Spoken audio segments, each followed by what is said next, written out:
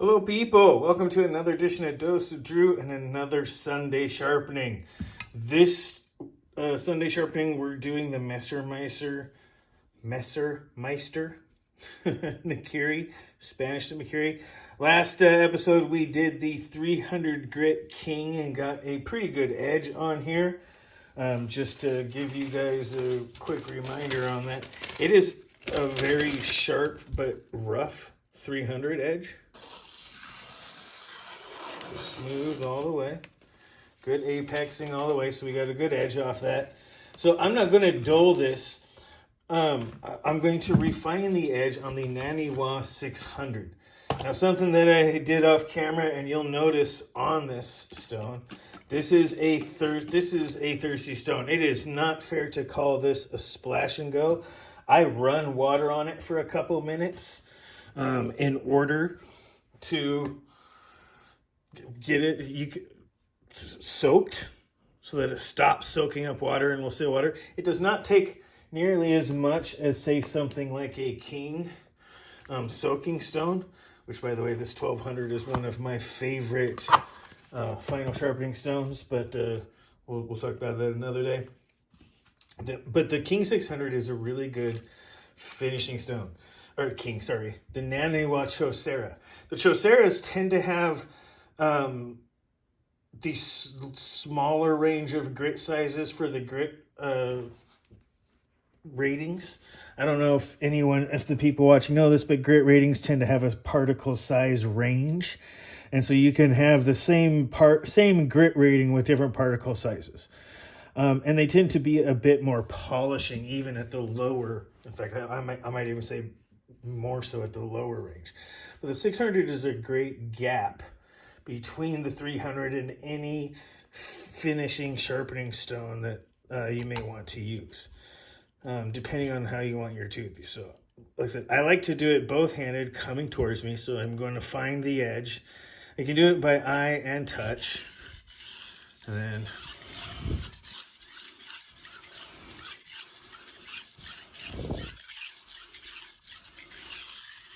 do a few passes.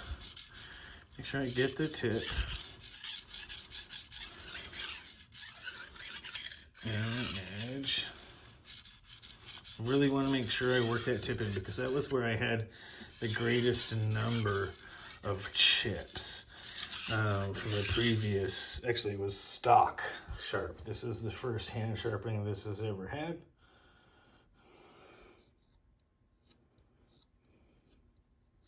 Burr, burr, burr, burr, burr, burr. Burr at the tip. Heel might be a little bit light. You can see the burr across.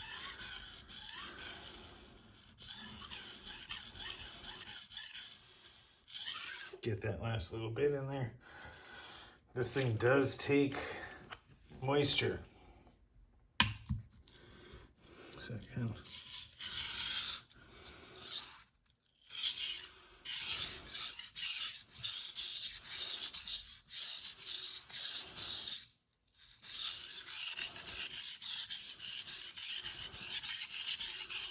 Again, I use the back and forth technique. I'm using a locked wrist. This arm is not putting much pressure down other than weight, while the other hand is putting more pressure down than guiding and making an even pressure. Let's get some different seating positions so I can see this while it's done.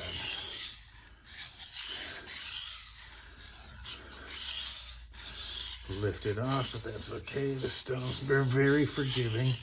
You can hear it grinding away.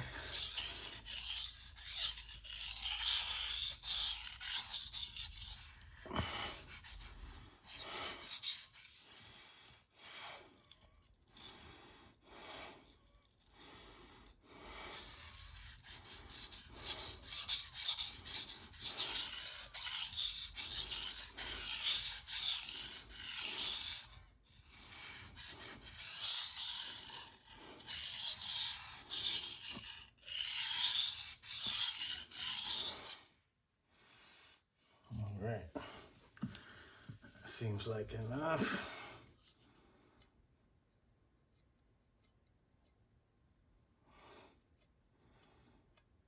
There's a burr on that side now. So I've raised a burr on both sides pretty quickly. You can see lots of swarf on the stone, even though it's a dark blue. The swarf does show quite nicely. So now we'll do the countdown. Got a burr on both sides, so I know I've moved enough material to actually have some come off on both sides. So we've hit the edge on both ones. Now I'm just going to apex down.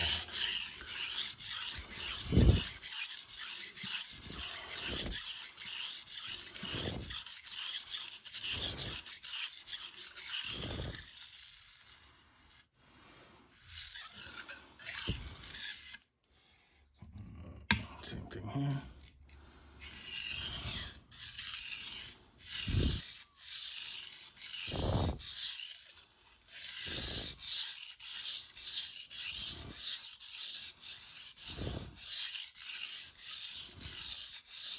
Now, I gotta tell you guys, doing this while straddling the tripod like a stripper pole is not as easy as it may look. So if you see I'm feeling a little weird as my technique is coming off a little bit. I'm adjusting, but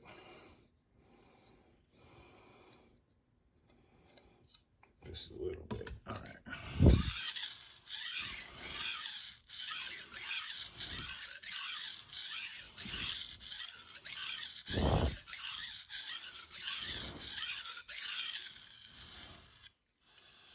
Getting just a downward count, kind of getting by eye and by feel.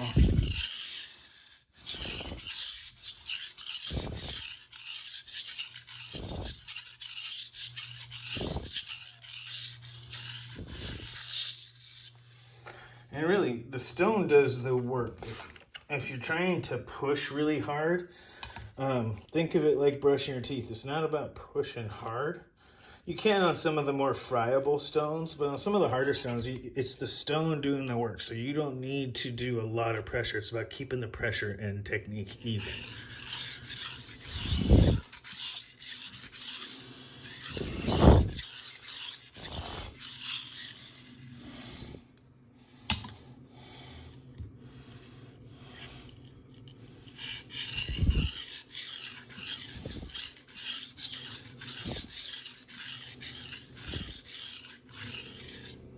Again, just coming down on the number of strokes per side, so apexing out, taking enough to do the burr. I go down by even numbers and start at like 10 per side and then come down in even numbers just for the giggles of it.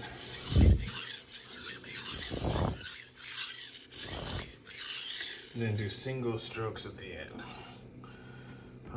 There's no particular reason. Sometimes I will do odd numbers just literally to do something different. But it's just an easy one to remember. If you forget what you're on or anything like that, you just remember what the last one did. And you know, it's easy to remember what number you're on.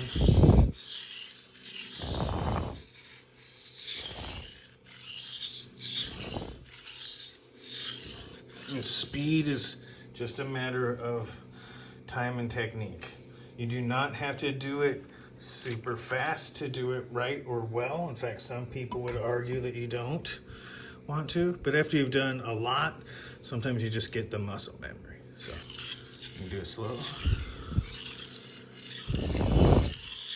Some people who advocate for a single type of stroke, I do not. They both cut. If I would have to pick one, it would be edge forward, especially on a stone, and then edge backwards, of course, for the strop. But that is just both when you're grinding down on a stone is a good way.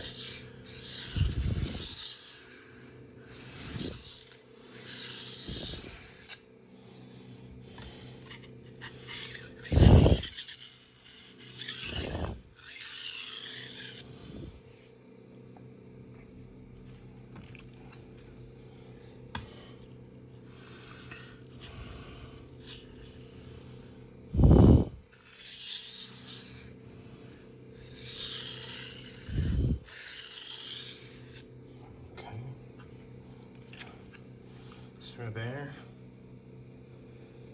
We're on the low count. And I don't feel any significant burr on either side. I didn't check this time.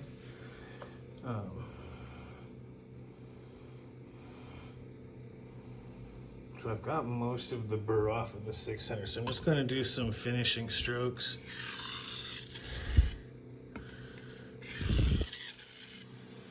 Just count down 3 to 1 per side.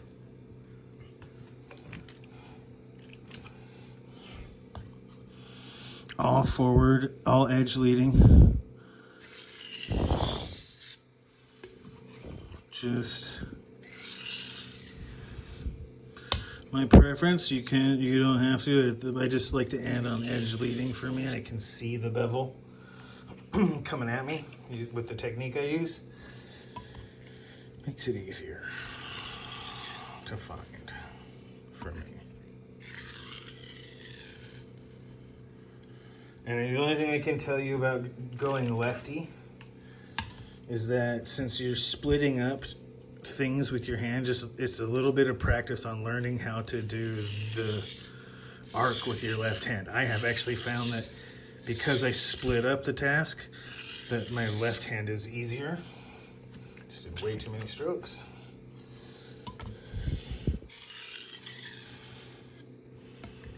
Back to 2. Clear any burr.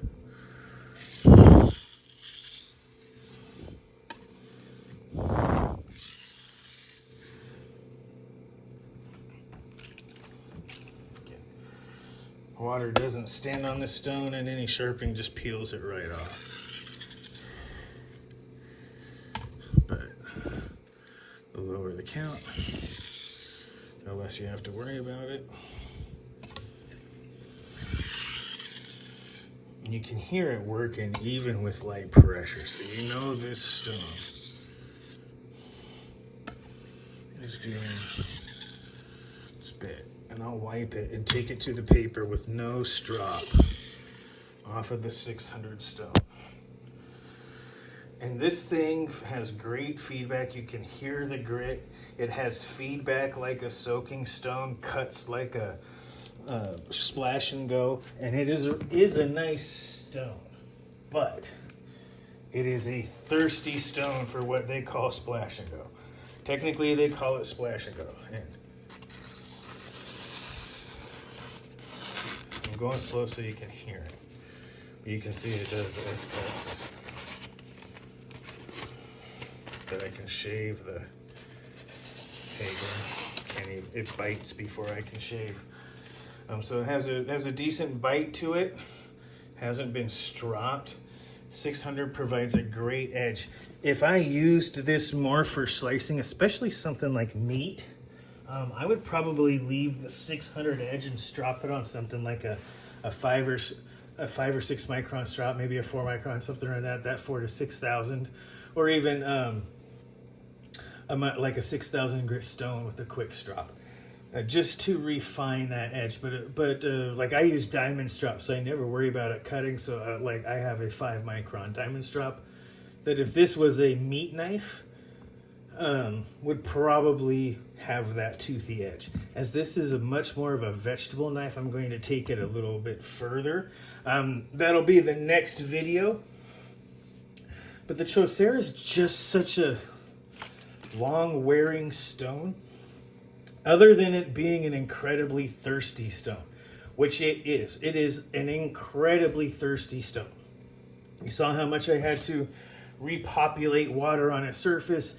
It soaks in, it soaks through, it pours out. It is a porous stone. It doesn't hold water. The water soaks through, it dries fairly fast as a result. But it being on the base, it literally just pours out the bottom. So that, like, there's quite a bit of slurry pouring through and off. And it does not dry as fast as others, but it does dry pretty fast. The biggest soaking stone I have that I'm not going to show is the King 1200. This is actually probably one of my favorite sharpening stones This is a fantastic intermediate. It's friable and it wears quick, so you got to keep on it being flat. But since it's friable, it really, really, really, really, really does a great job of providing a multifaceted edge at a high level. And between the 1200 and 2000 range, I would say, if not a little lower in certain areas, provides a great bit. But it also takes about 30 minutes of soaking and then at least 3 days drying time. So this one is a high maintenance. It's a beauty, but it's a high maintenance one, which is not my favorite. So I don't use it anymore. I have found others. Those videos will be coming up and we'll talk about it. I don't want you to think that the King isn't a great value. It is. It's just at a certain point in time, I don't want to soak my stones anymore. But I have yet to find a single stone that you could use for sharpening and then stropping right off of it that I think provides a better semi-toothy edge than the 1200. It provides just enough high grit tooth with enough low grit tooth to make a varied edge that does a wonderful job on kitchen knives. This is a fantastic stone. If you want to take the time and you like sharpen all your knives at once, and so you soak it once and it's like a month later before you do it. If it's something like that, this is great. If not, we'll talk about some others. But the Chosera 600, I have yet to try the Chosera 800. I have heard good things about it. The Chosera 600 has always fit in my grit progression better as the prep, the mid stone, where it is the mid stone between the 300 rough grit and any polishing grit like that 1200 I showed, or even the Chosera 3000, which will also be in here. But the next one in the progression that I actually use is the Sharpening 1500. So this blue at 1500 is going to be the next one. This is a stone for the next sharpening and the next Sunday sharpening. Going to be both in review and use. We'll be continuing the sharpening on the Messermeister here with that. So that'll be the next video. But the Chosera 600, in sharpening feel and results, this thing is in the 90s. In sharpening feel, I would actually give it a 95. It feels a little gritty, but it's never without, like, you feel gritty when it's grinding down. The feel between when you're on and off bevel and the amount of grittiness is fantastic. So the feedback on and off the bevel, when you're going, you can go slow, you can go fast. It has great feedback, it has great speed, incredible cutting speed, while leaving a very nice finish. I've heard the Chosera 800 does a similar job at the next level up, where it's an 800 that cuts like an 800 and finishes like a 1000. So that one is an interesting one to see, but I have yet to do it. But the 600, very, very high up there. The field, probably a 96, 98. It's really hard. The only stone I have that I think has better feel than this one is the King 1200 as a soaking stone, where you can feel every bit of grit underneath. There are others that have a different kind of feel that are up there, but the overall flatness, snappiness, feedback, and cutting speed makes this great. The downside to this is how thirsty this stone is. If there's one thing I can tell you that makes me want to swap out this stone for anything, maybe the Chosera 800, is that I have to run this underwater for a couple minutes and then keep spraying it in order for it to work right, in order for it to do what it's supposed to. It's an incredibly thirsty stone. As you can tell, it does need a little bit more flattening. I need to get the edges down a little bit, round that off so that I don't have any lipping, which usually isn't a problem for me. But yeah, so in the 80s, like 82 to 84 for how thirsty it is for water use, for splash and go, and its maintenance. Advertised as a splash and go, it is not. This is a thirsty, thirsty stone. It is the most thirsty splash and go stone. It is not, again, it's not as thirsty as, say, like the King, but the dressing stone that comes with it could easily soak for just as long. and still probably be all right. So it's about dressing stone. It's not quite, it doesn't bubble quite the same, but it does take a little bit of soaking, or just, I run the faucet over it for a little bit while I'm doing some other stuff, and run a little bit of water, basically as long as it takes to fill up the bin. If I run the water over it, it'll have soaked up enough. So I can run it to fill it up, turn it over, do whatever for a couple minutes, and then bring it out and spray it, and it works pretty good. But it is ridiculously thirsty for a splash and go. So downside is it's very thirsty. Upside, for a 600, it produces a great edge. It is toothy. It is smooth cutting, as you heard. I'll do another quick one here. Just hear where it bites. That's pretty smooth for a 600, right? So it's got really nice bite to it. A stropping would clean that edge up so that it would a little bit of push cut help. But for a slicer, this is great. I use a lot of slicing, but only a tiny bit as like a sliding push cut.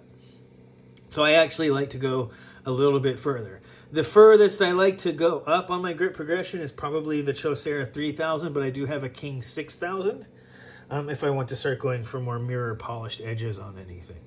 But we'll see what we take this one up to. Usually the 1500 is all I take this up on, but I may go, we'll probably go all the way up to the 3000 just to continue the single knife through all of the stones. So yeah, a couple of ums in there, but we'll get it. Great stone. Sharpens S30 or SG2, which is basically S35 Vianders by 27, or that level, a level of D2. I don't know if I would call it the level of M390, but I have sharpened M390 on these stones. No problem. The Choseras can cut it. So can the King. And we'll go through the grip progression on the S35 or the SG2 here, just to show that these high-end stones and some of these other stones can cut that steel just fine. The low-cost King on 300 was able to grind this stone in just a few passes, and this high-end Naniwa Chosera 600 also did as well. So next up is the next stone in the progression. We'll do that review, but in the meantime, this has been a sharpening on the Nakiri. It definitely looks like I could use we'll give it a quick wipe down so we can get any stone slurry off of the blade. It probably needs a better cleaning than that. But yeah, the SG2 is looking nice, and the edge is toothy and very, very bitey. Let's see if I can, 600 might be enough to shave. Oh yeah, it's just peeling hair off. You probably can't see that.